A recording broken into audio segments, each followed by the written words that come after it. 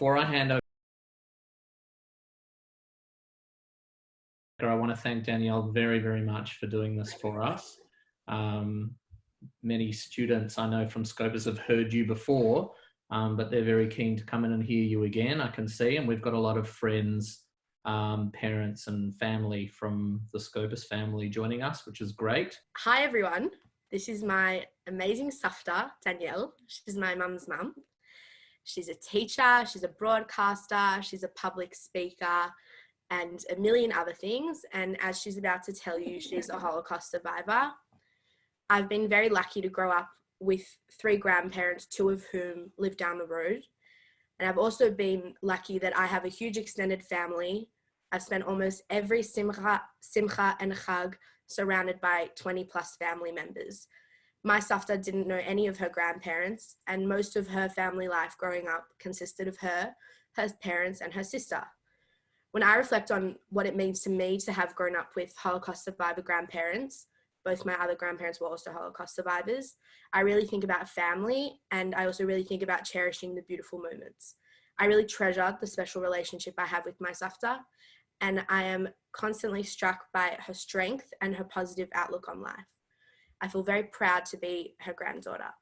She's been a teacher for over 60 years, from primary through high school, and has also taught adults, including she's taught French, Yiddish, and Jewish history at Scopus in the 70s and 80s, and she's currently still teaching Yiddish over Zoom.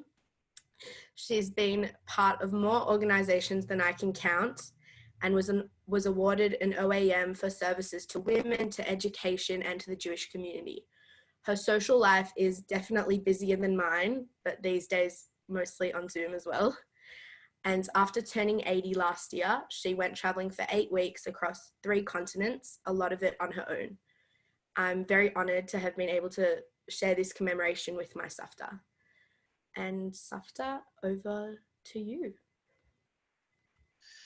Well, thank you to Mount Scopus for organising this. These are difficult times, and it's wonderful what you're doing and how you're keeping certain things going. Well, this is a time of remembrance, and we remember first of all, I suppose, yes, we remember the 6 million Jewish victims of the Holocaust. There were many others. We're talking about now the 6 million Jewish victims, because they were our people, our large family.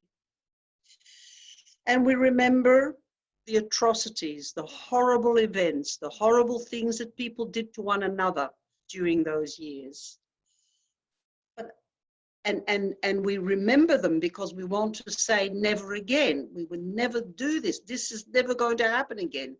We're going to do everything we can to avoid this happening again. In amongst all this horror, we also remember that there were some wonderful, wonderful examples of true humanity, of people that rose above it all, regardless of religion, regardless of whatever group they belonged to. And they did acts of kindness, which can never be forgotten, which saved lives, and which inspired us because it brings out the best in us. And so this is a reminder that we all have it in us to use the best we have in us.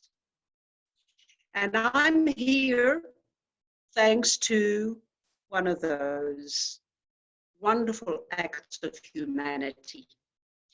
So those of you who have heard, just wanted to contextualize it in the spirit of we're remembering those beautiful moments.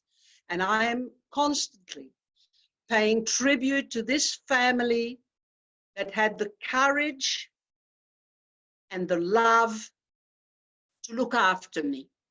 And I'll tell you the details now. It's true also, and I should mention it, that we're living through a difficult time with the coronavirus, which produces all this, makes use of all this marvelous technology. And this is a difficult time. And again, in these times, we find there are people manifesting beautiful moments, giving beautiful moments of kindness and of helpfulness. Well, I was born just a few months before World War II broke out in September 1939. I was born in January 1939. I happened to be born Jewish, and I happened to be born in Western Europe. My parents were Polish Jews who had come from Warsaw to look for a better life economically, and also, I suppose, an atmosphere of less anti-Semitism. They settled in Brussels. My parents came from very frum, very religious backgrounds. They were already more secular. They had joined sort of a movement that developed with the new winds that were blowing. And as soon as they got to Brussels, they found it there. There was a little Bundist community. My parents joined them, and that became their family. They left behind mothers, brothers and sisters who were married. Some of them had children. They never saw those families again. It was not like today. So even from Brussels to Poland was a big deal to travel. And of course, before they knew it, and when they could have maybe have afforded to be able to do it, the gates were closed, the borders were closed, and the Jews were under siege in Poland. Now, my parents came to Brussels. My father, why Brussels? There were a number of reasons. My father was a glove maker, a leather glove maker, and Brussels was a very good leather center.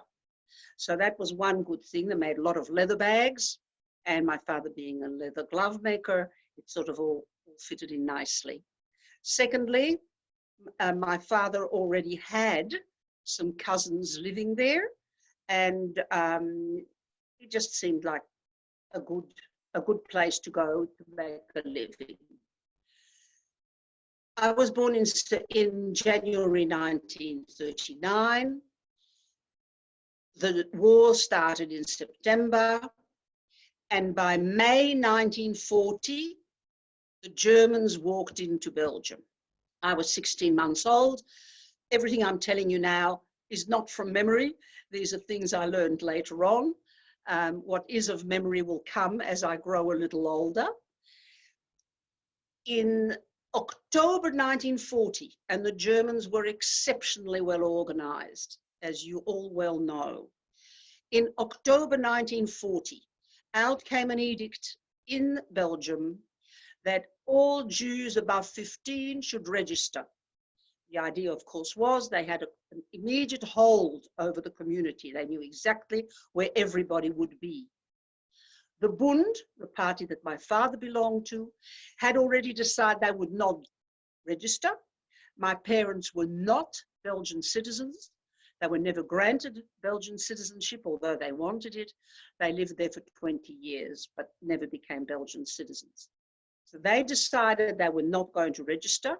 My father had discussed it with that family I was telling you about, 2 cousins who had families, grandparents. I'm in touch with the grandchildren and the great-grandchildren now. They had decided also that they would not register.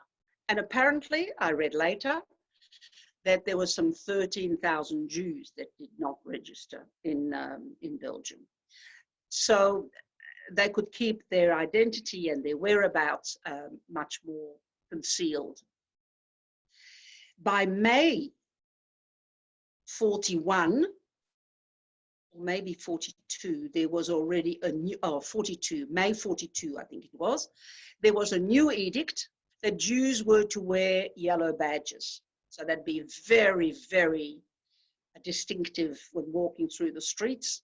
My parents, again, never wore one, but they knew very well, I didn't, but they did. They knew very well that the times were changing and fast, and that they needed to do something to make sure that their 2 little girls, I had an older sister who was born in 1934, so I still have my sister here in Melbourne, and she was born in 34, I in 39. So my parents had 2 little girls, and they wanted those 2 little girls safe. So in July 42, of Jews became very, very serious and very dangerous. Jews were being deported to the east, and at that stage they didn't quite know where they were going, but very few of them came back. So my parents started looking around. I didn't tell you that all their businesses all the Jewish businesses had been taken away, confiscated, frozen, as had the bank accounts. So there was this total attempt at leaving Jews completely helpless. We were lucky. It so happened my parents had a bit of money at home, which is what saw them through, but others did not. Others were left without work and without money, and very vulnerable. The underground from America, through the Resistance, brought in some money, which my mother used to distribute, but that's a little bit later on. So they started looking for where they could place their little girls. And my father had, before the war, a non-Jewish accountant, possibly of Marano origin, we think, but didn't identify as Jewish when we met him. And he helped my parents through the Resistance, through the underground, found a family that was prepared to take in a Jewish child. My sister went in there for a few weeks, and then she was taken out and I was placed there. She wasn't as lucky later on in the places where she was. I was exceptionally lucky. The people that I went into, and I remember the day very, very clearly, in January 1943, I just turned 4. I remember what I was wearing, a little knitted suit, brown, dark brown, chocolate brown, little knitted suit with little red boxes at the top. I did ask my mother years later, did I really have such a little suit? She said, yes, you did. And I had a little cap on. You must remember January in Europe was very cold. Mum took me by the hand and brought me to a 3-storied house in a very fine part of Brussels. And she rang the doorbell, and a lady opened the door whom my mother didn't know. She was the landlady of the house. I mean, she was the owner of the house. She was the matriarch of the family. Her name, we called her Nana. She was actually Madeleine van den Borren. She was beautifully coiffed, dark hair, beautifully coiffed. I can still see that image to the present day, wearing a spotless white apron, and she invited us in. I remember the floor and the corridors I walked in, a black and white checked floor, as was very popular in European houses. And my mother left me there. I didn't know what it was all about. My mother's last words to me were, be a good girl, don't make trouble to these people. Well, what does a 4-year-old do with that? But apparently I must have been all right. I must have behaved myself quite well. Later on, I discovered that I had actually never cried I never cried during that time when my mother left me. I was there for nearly 2 years. So probably I tried to behave myself. I remembered my mother's words. Nana, her husband, was a professor of music and law. I discovered later that he was well known in Europe for his work in music and had met all the heads of state of Europe, kings and queens. He was a wonderful, wonderful, humble human being, a beautiful man. Charles, We called him Tin, and well, everybody else did too. And from the moment I stepped into that house, I was seen as one of them. This couple had one daughter, whose husband, one daughter, Marianne, who was married to an American musicologist musician. He had come to study music and met the grandfather, met Tin, fallen in love with the daughter and married her. They had 3 children. They all lived in the one house. They had 3 children, and the youngest of the 3 was a few months younger than me. She was Marie Cape, but we knew her as Miquette, and she's remained Miquette to the present day, and all my grandchildren know her as Miquette because we've met her since, of course. So I moved into this house and I became, as I said, one of them. The only issue was that the 3 children were very blonde and blue-eyed and looked quite the part that Hitler believed in, that kind of look, but I did not. I was dark, darker than I am now, and brown eyes, and it was noticeable. One night I remember waking up in the middle of the night. I slept upstairs. In fact, I slept in the bed of the son-in-law. He had to escape. Once Pearl Harbor, once America got into the war, he was an enemy alien, and he disappeared. He disappeared before their noses. It was the grandmother's presence of mind that saved his life. He left and went to stay with one of their servants that they had before the war, and I was in his room. Waking up in the middle of the night, I saw Nana standing there, but next to my bed, and that was the first thing I saw, was a pair of boots and a helmet as I looked up. Now, I didn't understand any of this, but I did know that all that was a threat to my security, that it was better not to be around these people. They were really not the people that were going to be good to me. And there were people that I knew my family was afraid of. So I was a bit taken aback. To the present day, I remember him turning to Nana and saying in a very accented French, with a bit of a smile, "She's darker than the others." So he'd noticed it. I don't know what she told him. I think, or maybe I'm only guessing what she told him, because I do believe, and I discovered that later, that in order for me to be connected with that family in some way, she claimed that I was a little cousin on her side of the family. Remember, she was dark, and that the family lived in the country and I had come to Brussels to be with her. That was the story. Possibly she told that to the Gestapo officer who had come into the bedroom. So what else can I tell you? I lived there for 2 years. I was never hungry, but food was not plentiful. My Nana and Tin, Professor and Madame van den Boren, did not want any money for looking after me. They insisted that they were doing it and that people should have known what was going on. They couldn't claim, he said this later on, they couldn't claim they didn't know. They should have known and they should have helped. He was a very fine human being.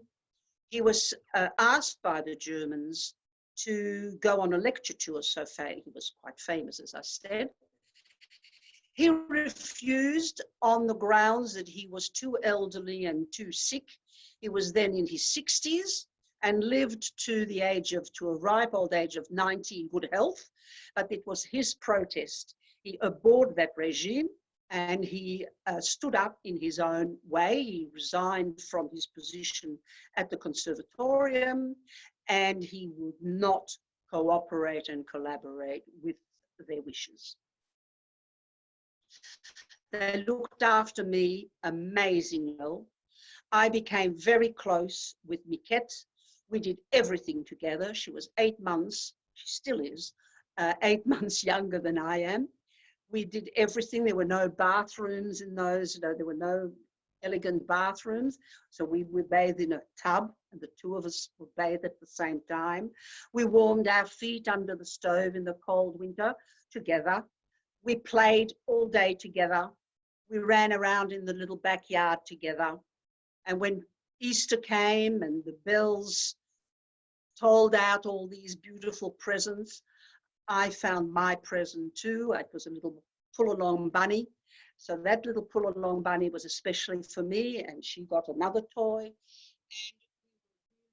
And our good little mates, we remained mates. The food situation, as I told you, was not plentiful. Whenever my mother could get an item of food, an egg or a bit of this or a bit of that, whatever she could get, she would bring. And Miquette and I were the two youngest, and we were the two to benefit. The boy, Philippe, who was a few years older, a sort of a strapping little boy, growing up, he remembered, and he told me later on, he remembered being hungry, and not only being hungry, but he had to be placed in a sanatorium after the war because he was badly undernourished, and he resented having another mouth, that there was another mouth to feed in the household. But of course, the parents and the grandparents, well, the mother, the father was not there, the mother and the grandparents dealt with this all the time. The mother, Marianne, took the children out very often for excursions. We were very close to if you know Brussels, there's some beautiful places there. The Bois de la Cambre is well known as a beautiful forest wood where young lovers like to go walking, where you can have a meal, where you can go and have play, where children can play in the little sand pits and so on. So she used to take us to the Bois de la Cambre, and she used to go by tram. And of course, she had a little brood with her, and they were all young. So the Gestapo officers who were around, standing near the tram, they did try to be very polite to the Belgian population and even helpful in moments like these. And he helped her by taking me off the tram. Now, I remember that, and I remember the fear. I was totally taken over by fear, but I didn't see myself. And I know that Marianne told my mother afterwards that I went completely white. Now, I must have been anything between 4 and 5 years old. I went completely white. And I said to her, when he'd put me down and he disappeared, I said to her in French, I thought they had me then. And I must have been referring, of course, to what I knew was happening to Jewish children.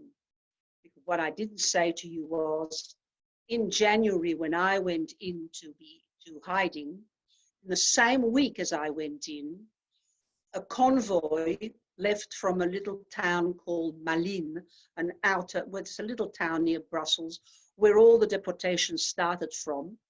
And a convoy left that week of 1,600 Jews, amongst them 287 children. Not one of them came back, and I could have easily been amongst them. So these people did save my life.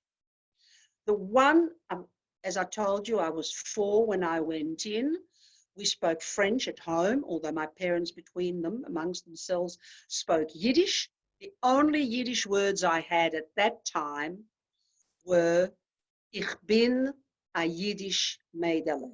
For those of you who understand it, they're the very words I didn't need to know. I am a Jewish little girl.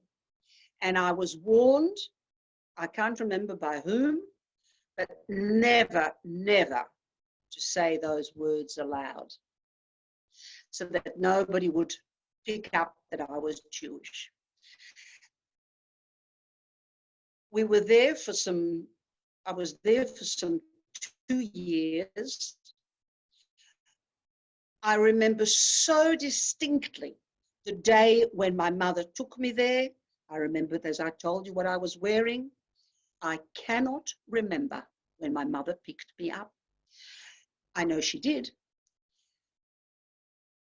Our Professor and Mrs.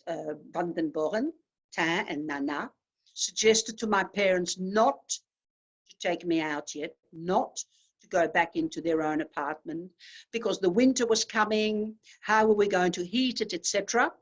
My parents wanted to make up a family again, so they did come and get me.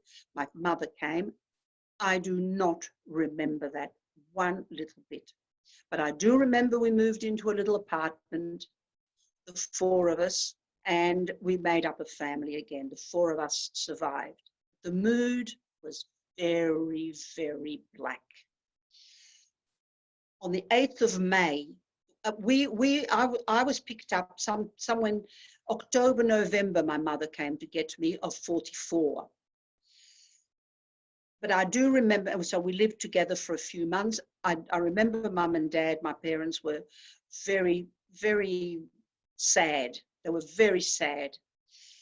In May 45, 8th of May, officially the war was over, and my sister took me out for a walk, and I remember so well, the whole of Brussels was just, it was absolute, it was such a holiday. There were flags and there were noise and people were everywhere and people were dancing and people were talking.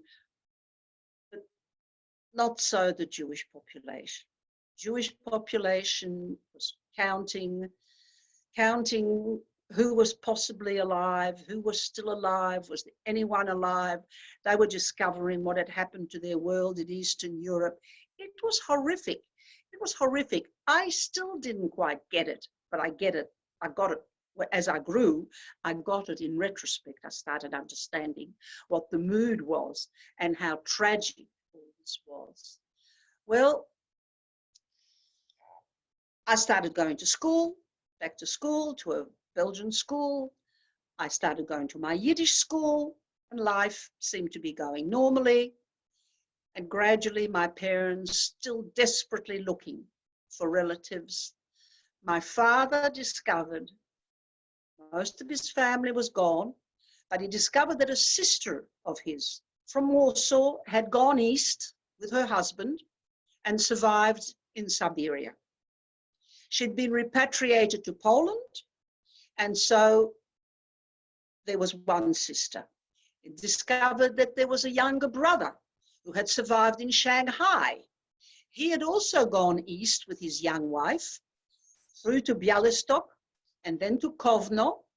Those of you, some of you may know, in Kovno there was a Japanese consul, Chiune Sugihara, who was signing visas for Jewish refugees who were trying to get out, to get them across to Japan, to allow them into Japan.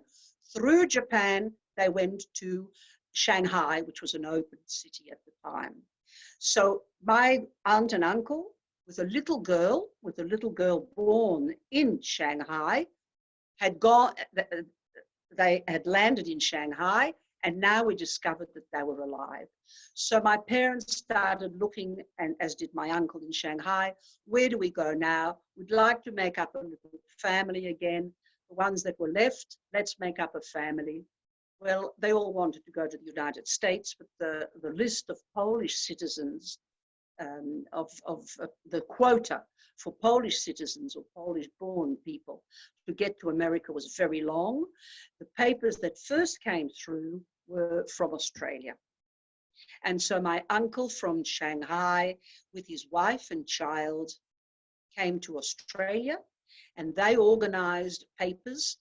The community here was unbelievably supportive and helpful. And the Joint Distribution Committee helped with funds to get us across. Anyway, we waited for my aunt and uncle from Siberia who had been repatriated to Poland, to come to Belgium. And together we boarded a ship, dreadful ship, but it traveled very well. Every ship every commercial ship was taken over by companies, and it's really an old cargo ship. It was 200 women in a dormitory. It was dreadful. It was not meant for passengers, but I didn't care. I was little. I ran around. I learned my 90 words of Polish, and I had a good time. And so we came to Australia. That's how we came to Australia, and that's why we came to Australia. My father was definitely looking for a good Jewish community. He wanted a Jewish community that would be a nice community to live in and to bring his children up in. He also looked for a Yiddish-speaking community. He was a Yiddishist and loved his Yiddish culture, and he found this community in Melbourne. We came to Melbourne and we settled down. Now, I had said goodbye to that family when we left to go in 1949. When we came to Australia, I had gone to say goodbye. We had, just still a little girl, I was 10 then. We went to say goodbye to this beautiful family, but then we lost all contact. My parents were busy working. They were busy making a life for themselves, getting used to learning English, getting used to this new country, and they weren't in touch at all. In the late 1990s, I was traveling around. My older daughter was living in Belgium, and that little one over there, little Clara Hertz, was about to be born. And so I was going off to be at the birth or post-birth. And I was in America, and I went to Washington, and I looked at the lists of Righteous Gentiles, and the lists were very long, and the one for Belgium was particularly long in proportion to the number of Jews living in Belgium and the population in Belgium, a particularly long list.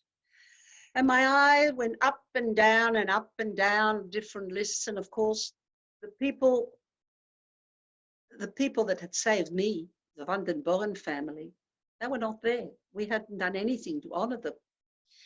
And I got to Belgium, to Brussels, where my husband joined me, Izzy, and I was determined to find them this time.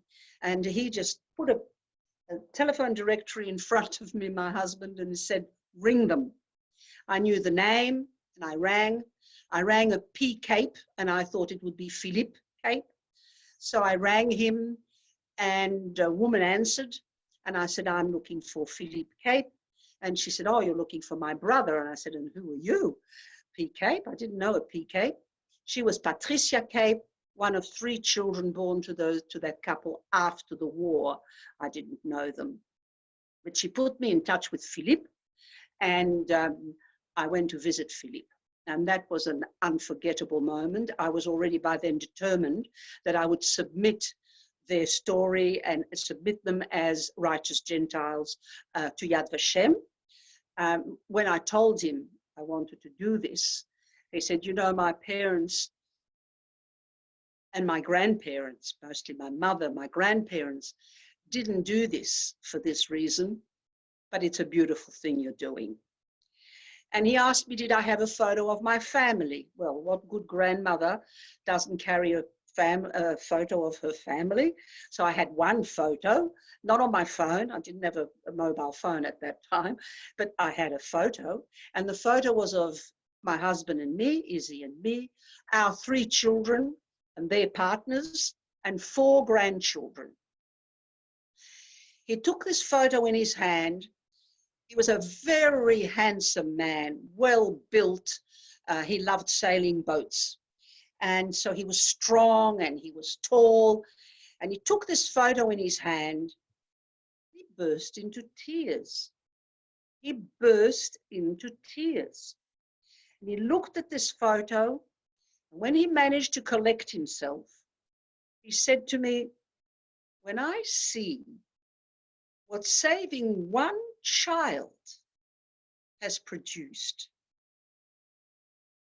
I'm proud of what my grandparents and my mother did.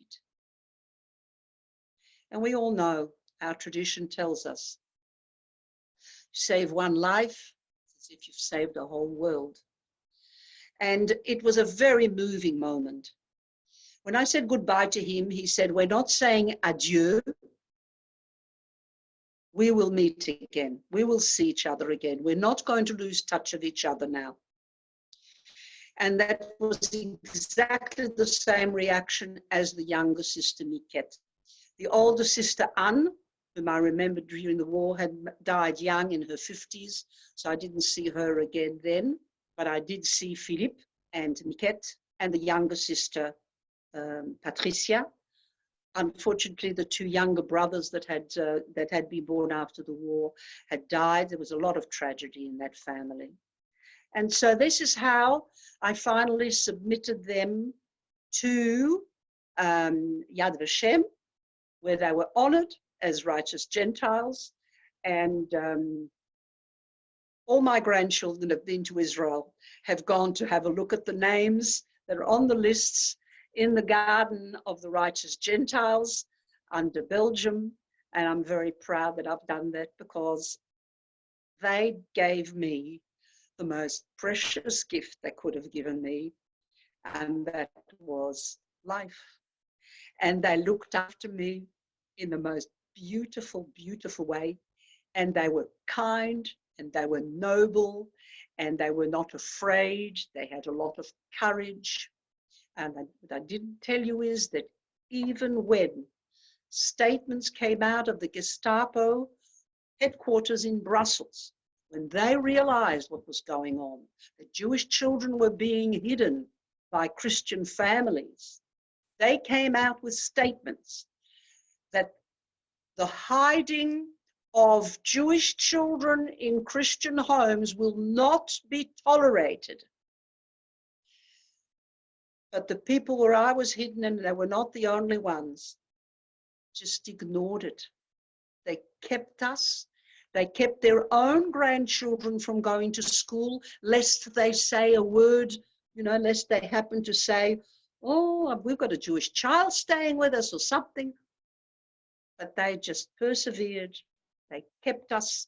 And I believe, I heard this from the grandchildren, because when I went back to Europe and looked for them on that particular, in that, what I'm telling you, at the end of the 1990s, was that 1997, Clara?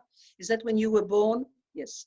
In 1997, when I went and found the family again, which was enormously emotional, I have to tell you. He turned to me, called me his little sister. It was just so emotional. The whole thing was unbelievably beautiful. I already didn't see the grandparents. I only saw the grandchildren. And the mother was also no longer alive, Marianne. They told me, the grandchildren told me, how much talk there had been after the war about having saved or looked after a Jewish child in their home. It had an enormous impact on their family. When we had the ceremony honoring them, which was in the Belgian consulate in Brussels, and I had insisted that we honor only them. Usually the ceremonies were for a lot of people. We insisted that it be just them, invited everyone connected with the family. I could tell you a lot about that, but I think I should be finishing. Miket invited all. She made sure that all her by that time, unfortunately, her brother Philippe had also died, but she made sure that Philippe's children and Patricia's children and her own children and grandchildren were all at the ceremony. those grandchildren who were great-grandchildren of the couple, of the Van den Bonn couple, they didn't know what their great-great-grandparents had done. It was an enormously emotional afternoon. They discovered the background of their own families and the good that these people had done. So I pay them a tribute again today. Let's remember them in the darkness of the days. There is so much good in all of us. And that's the part that we've got to be looking for and developing and using in all our lives.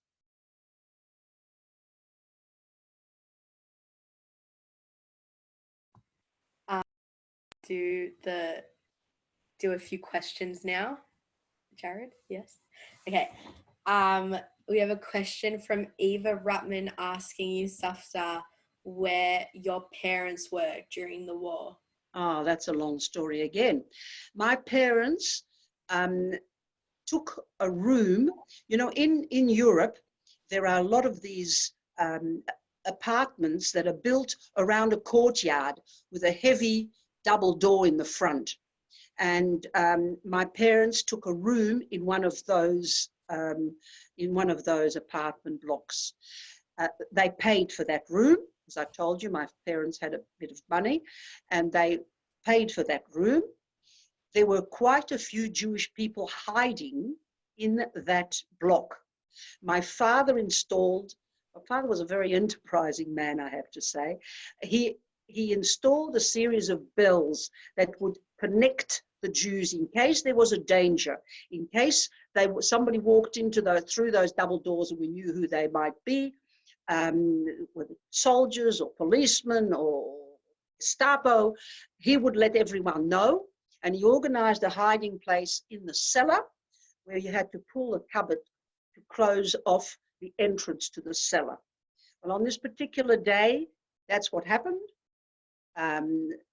There was a Gestapo search, and they all got in touch. They all disappeared into the cellar. My father pulled the cupboard close, and the Germans went through with enormous torchlights. And would you believe they did not see the entrance to the cellar? But my parents knew they would come back. On that particular day, the landlady wasn't in, and knew that the next day, the day after, she would be, and they would get all the information they needed. My parents and the other Jews had been denounced, not by the landlady, but I believe it was the daughter, or she had a German lover or something, and she had obviously let out the word that my mother is hiding Jews. That's all it needed.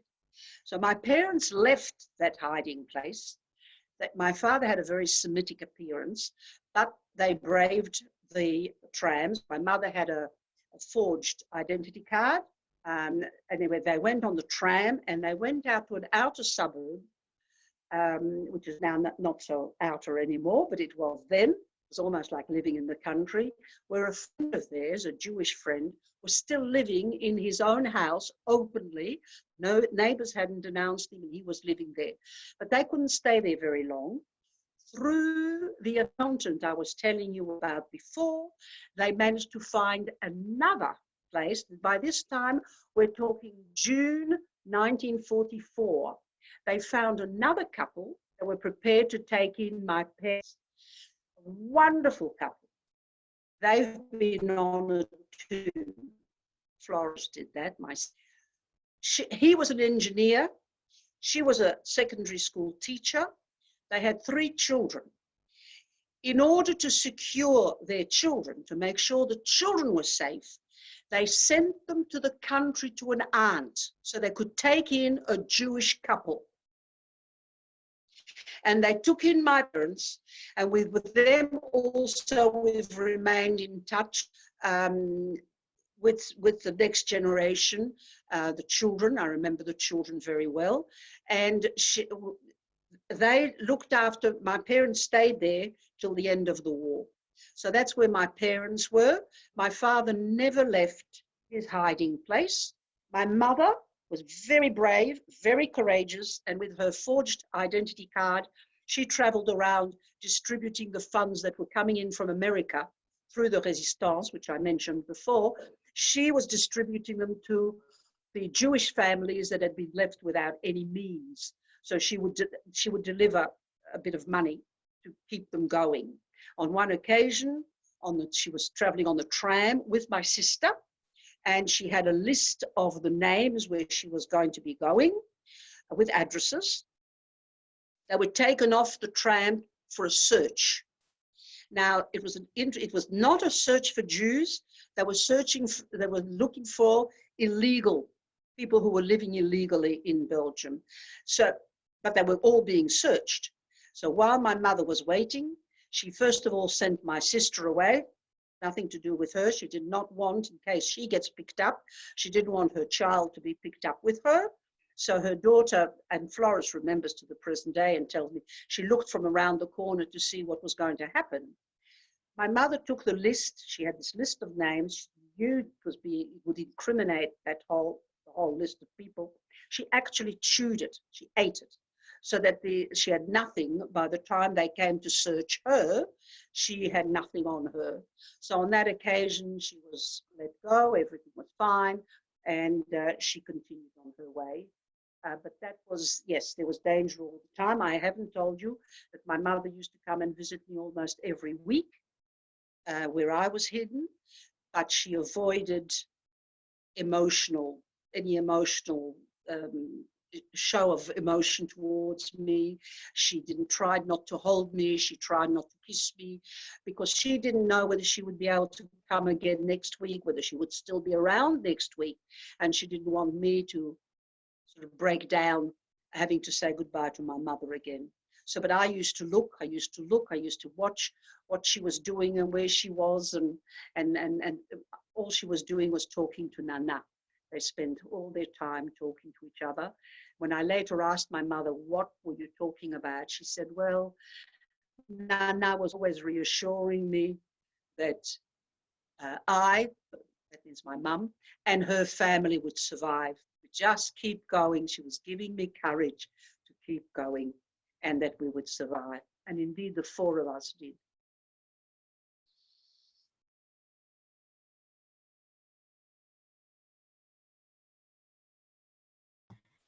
If anybody else has any questions, please send them in now.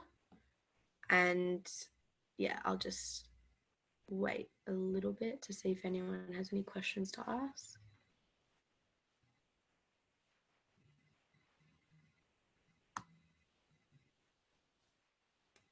Okay.